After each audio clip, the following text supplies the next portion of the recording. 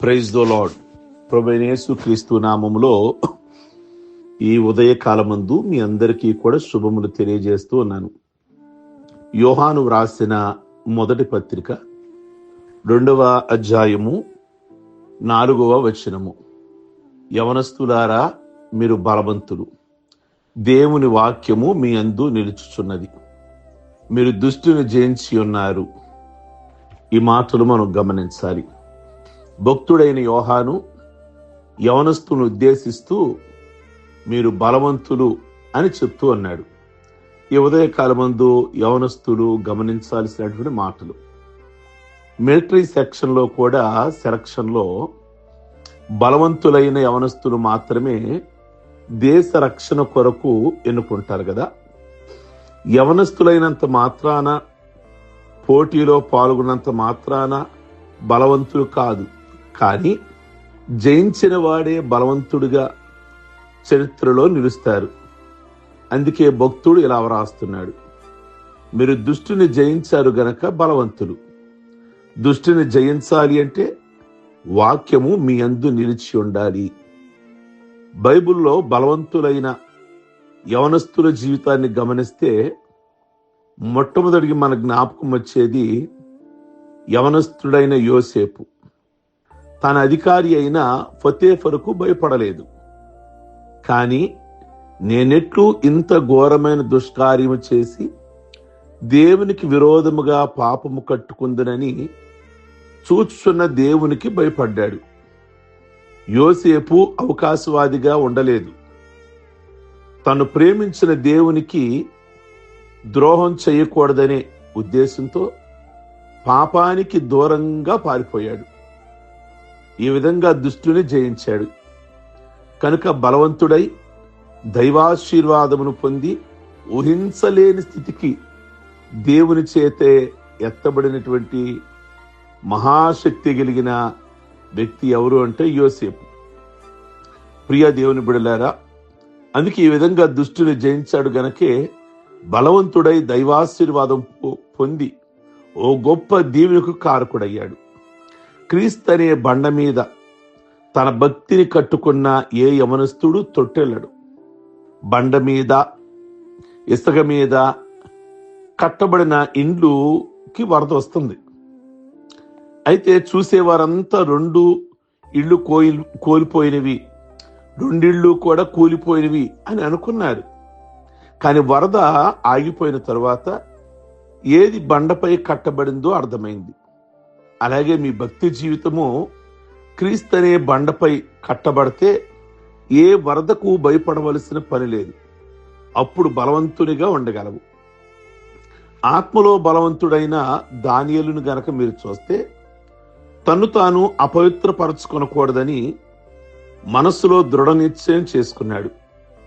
కనుక రాజభోజనమును తృణీకరించిన నిష్ఠాగరిష్ఠుడు దానియేలు రాజాజ్ఞను సహితము ధిక్కరించి ప్రార్థించిన ప్రార్థనా వీరుడు.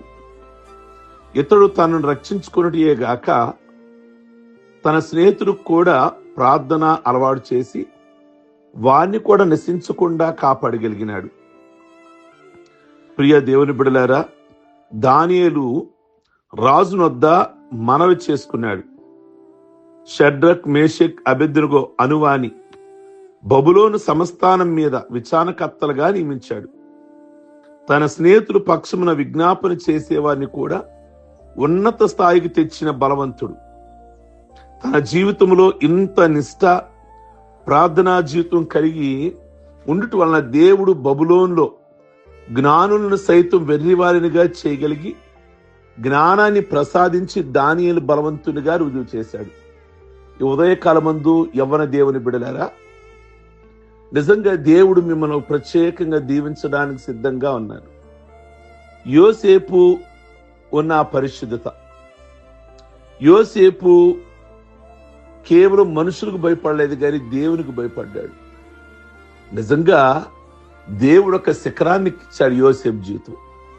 దానియేలు నిజంగా ఆయన నిష్ఠ, ఆయన గరిష్ట, తనే కాదు తనతో ఉన్న టీమును కూడా అదే మార్గంలో నడిపించాడు. ఈ ఉదయకాలమందు యవన బిడ్డలైన మీరు దేవునికి మీ జీవితాలను అంకితం గనక చేసుకున్నట్లయితే, సమర్పించుకునేటట్లయితే మీ జీవితాలను దేవుడు భవిష్యత్తులో ఎలా దీవించబోతున్నాడు, ఎలా ఆస్వాదించబోతున్నాడు, వీళ్ళని ఒకసారి మనం చూడాలి. బలవంతుడు కాగలిగినప్పుడే ఒక యవనస్తుని దేవుడు తన పనికి వాడుకుంటాడు. ఇశ్రాయేలీలందరూ మిద్యానీయులకు భయపడి దాక్కున్నప్పుడు గిద్యోను కూడా అలాగే మిద్యానీయులకు భయపడి గానుగు చాటున గోధుమలను దొలగొట్టుకుంటున్నాడు. గిద్యోను తన బలమును తాను ఎరగక్కై ఉండగా గిద్యోను యొక్క శక్తి సామర్థ్యాలు ఎరిగిన దేవుడు గిద్యోనుని మహాపరాక్రమం కలిగిన బలాఢ్యుడా, యెహోవా నీకు తోడయున్నాడని చెప్పాడు. గిద్యోను వలె యవనస్తులైన మీరు కూడా ఈ లోక సంబంధమైన సాతానును పాపమును జయించలేమని, దేవుని కొరకు నిలబడలేమని తలస్తున్నారేమో. అయితే గిద్యోనుతో మాట్లాడిన దేవుడు ఈ ఉదయకాలమందు నీతో కూడా మాట్లాడుతూ ఉన్నారు. ఇశ్రాయేలీలను మిద్యానీయుల చేతిలో నుండి విడిపించడానికి గిద్యోనుని వాడుకున్న దేవుడే ఈ ఉదయకాలమందు నిన్ను వాడుకోవడానికి సిద్ధంగా ఉన్నారు. దేవుడు ఈ ఉదయకాలమందు నిన్ను ఒక పని కొరకు కేటాయించాలనుకుంటున్నారు. నీ ద్వారా ఆయన పని జరిగించుకోవాలి అనుకుంటున్నారు. నీవేమనుకుంటావు అంటే, నేను బలహీనుణ్ణి, నీలో ఉన్న సామర్థ్యత నీకు అర్థం కావటంలా. నీలో ఉన్న సామర్థ్యత ప్రభు చూస్తున్నారు. భవిష్యత్తులో నీ ద్వారా ఎంత గొప్ప పని జరగబోతుందో, నీ ద్వారా మందిరంలో ఎంత పరిచర్య జరగబోతుందో, నువ్వు దేవుని కొరకు నిలబడిన రోజున ఈరోజు ప్రభు చూస్తున్నారు నీలో. భవిష్యత్తులో నీ ద్వారా ఎంత పరిచర్య జరగబోతుందో. యోసేపులు అలాగే చూశారు, దానియేలులో అలాగే చూశారు, ముగ్గురు యవనస్తులలో అలాగే చూశారు, గిద్యోనులో అలాగే చూశారు. ప్రియ దేవుని బిడలారా, కానీ ఒకవేళ నీవు కూడా గిద్యోనులాగా నేను బలహీనుణ్ణి అని అనుకుంటున్నావేమో. తన యవన కాలమున మారు మనసు పొందిన ఒక భక్తుని మాటలు నేను జ్ఞాపకం చేస్తా. యవనుడుగా ఈ లోకంలో అనేకమైనవి చేయగలను, కానీ క్రీస్తు నా యందు ప్రవేశించిన తరువాత నేను చేయగలిగినది ఒక్కటే. అది ఏమిటంటే క్రీస్తును ప్రకటించుట. శిలువ దగ్గర నేను ఏకదృష్టిని పొందాను, నా కన్నులకు పొరలు రాలేదు. ఈ భక్తుడు క్రీస్తును సంపాదించుకున్న తర్వాత యోబు వలె నిష్టమైన కళ్ళు కలిగి క్రీస్తును ప్రకటించే బలవంతుడు ఆయన. యోబు అంటాడు, చూసారా, కన్యకను నేను ఎలాగున చూచేదను, కళ్ళతో నిబంధన చేసుకున్నాడు. అలాగే యవనస్తుడు అంటున్నాడు కదా, ఈ లోకంలో అనేకమైనవి నేను యవనస్తుడిగా చేయగలను, కానీ క్రీస్తు నా యందు ప్రవేశించిన తర్వాత నేను చేసేది ఒక్కటే. అదేంటంటే క్రీస్తు సువార్తను ప్రకటించడం, అనేకుని మందిని మందిరానికి నడిపించడం, మందిరంలో దేవుని పరిచర్య చేయడం. అందుకంటే నాకు మరెక్కువ ఇష్టమేది కూడా కాదు. యవనస్తుడైన దావీదును ఫిలిస్తీయుడును మహాపరాక్రమశాలి, యుద్ధ నైపుణ్యం కలిగి కత్తె, ఈటె, బళ్ళెము, యుద్ధ కవచమును ధరించుకున్న గొల్యాతును, ప్రియ దేవుని బిడలారా, ఎక్కడ దావీదు, ఎక్కడ గొల్యాతు? అయితే దావీదులో దేవుని వాక్యం నిలిచి ఉన్నందున అంతటి శత్రువును త్రుటిలో హతమార్చగలిగిన మహాబలశాలిగా దావీదు కొనియాడబడ్డాడు. గొల్యాతు లాంటి గొప్ప సమస్య నీ అందున్నదేమో. సజీవుడైన దేవునికి వ్యతిరేకంగా మాట్లాడుచున్న గొల్యాతు యుద్ధం చేయడానికి దావీదు ఎలాగూ ధైర్యం వహించాడో, నీవు కూడా సజీవుడు, నేను బలపరచగలిగిన దేవుని నామాన్ని నిలబెట్టినట్లయితే, దావీదును బలపరిచి గణపరిచిన దేవుడు నిన్ను కూడా గణపరచగలడు. అతడు నా నామము నెరిగినవాడు గనక నేను అతనిని గణపరిచెదను. ప్రియ దేవుని బిడలారా, నువ్వు దేవుని గణపరచాలి అనుకొని ఒక తీర్మానం చేసుకుంటే దేవుడు నిన్ను గణపరుస్తాడు.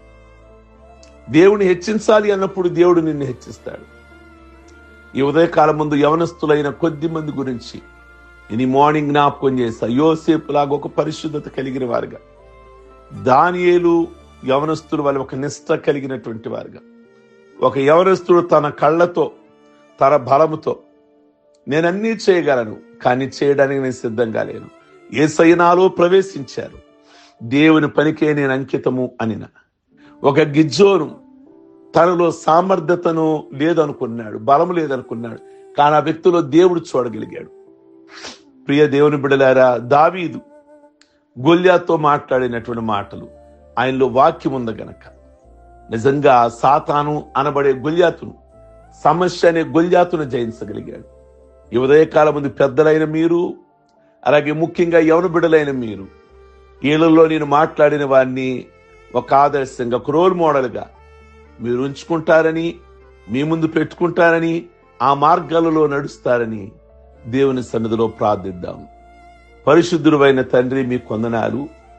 ఈ ఉదయకాలమందు యవనస్తులైన మీరు బలవంతులు అని అన్నారు. ఎవరు బలవంతులు అంటే వాక్యమును కలిగిన వారే బలవంతులు. మీకే వందనాలు.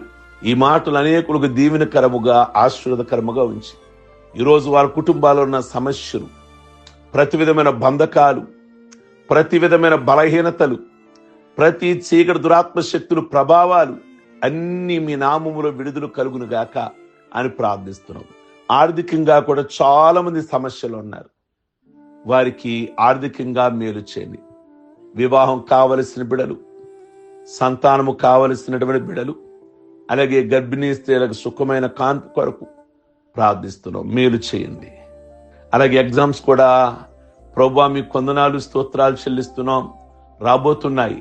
బిడలను జ్ఞాపకం చేసుకోండి, మేలు చేయమని ప్రార్థిస్తున్నాం.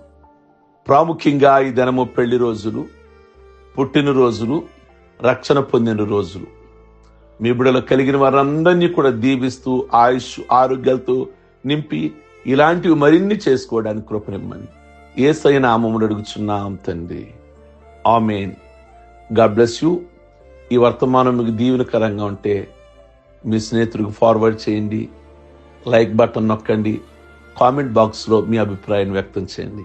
ఓకే, దేవుడు మిమ్మల్ని దీవించును గాక.